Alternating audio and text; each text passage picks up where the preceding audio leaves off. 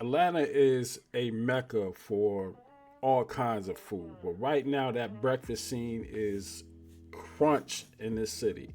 It is jam packed, competitive, and what you do not need is negative press at any point in time. Right now, we're looking at a situation with Toast on Lenox. It's a kind of upscale brunch type restaurant, very good food. Been there once or twice myself. But after this brouhaha that's got the internet in the chokehold, we're having to take a second look at one of the owners, one of the co-owners of this establishment, and the decision that was made to take a photo op with a particular Republican candidate. The community is kind of tight about it, and we're going to talk about it right here, right now, on the Ujamaa Network. The thing I find most distressing about this is the timing and judgment that this individual showed a lack of concern for, just being tone deaf at what's going on around. We've got an African American community that's been ticked off for at least the past 2 years, the first 2 years of this administration. We have seen how African Americans literally are chomping at the bit to boycott anything and anybody who is jumping out of line. We saw it with Target. And then when Bishop Jamal Bryant announced that the Target boycott was over, Black Americans was ticked off. Who are you to say it's over? Black people are pissed. And anything associated with MAGA or MAGA politics is going to catch some hell.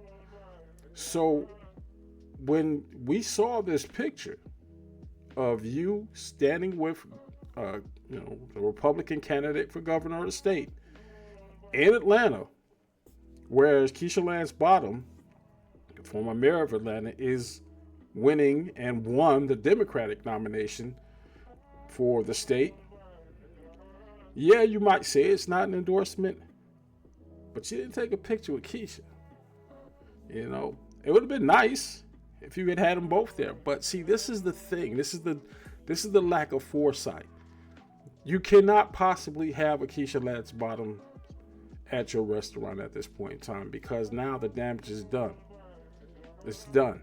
And if this picture with Rick Johnson didn't mean anything, it was just a conversation, why did he remove it from his Instagram page? He kept the response that Keisha Lance Bottom made and made another little blurb about that. But you took that down. Interesting. But I think the issue is way bigger than just this photo. It's been very evident that there have been certain members of social media that have been outwardly talking about their affiliation with some of the MAGA policies as African American, particularly African American men. You see it a lot now in the different forums on social media, whether you're talking about red pill or finance. There's always some leaning, some innuendo, a hint that you are somehow ill-informed if you are still voting for policies that, as they put it, don't serve you. Well, these policies have been serving, but they have been getting defeated, and rather soundly, by MAGA. Not because they're bad policies, but because MAGA believes that this is a handout to you because you're black. And that's where I have a problem with this, because a lot of times these people put their political leanings towards the forefront and they're not looking at what's actually happening on that other side. We saw what happened when the first year of the administration and all those African American people lost their jobs. The African American unemployment rate went from slightly above the national average to double within 2 years. And we're looking at this and you're saying to yourself, if you are that individual that constantly puts a name or something like the former president's name, I'm not going to mention it because, again, YouTube has these policies.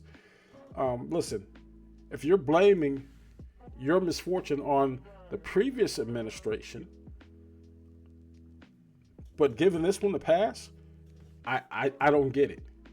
What I have the biggest problem with is people talk politicians and not policy. And the policies that this administration is following is very detrimental to not just this community, but the entire country. And if you cannot see that, you are very much the problem. But unfortunately, people are choosing to boycott rather than to cast a ballot. And this is the biggest problem we have within the community. So many people did not vote in the last election. And that's where we are right now. Don't get pissed off at a picture and then 2 years down the line, we're at that point again where it's time to change some national policies and you're mysteriously absent or quiet. No, it don't work like that. It's not one or the other. It's both.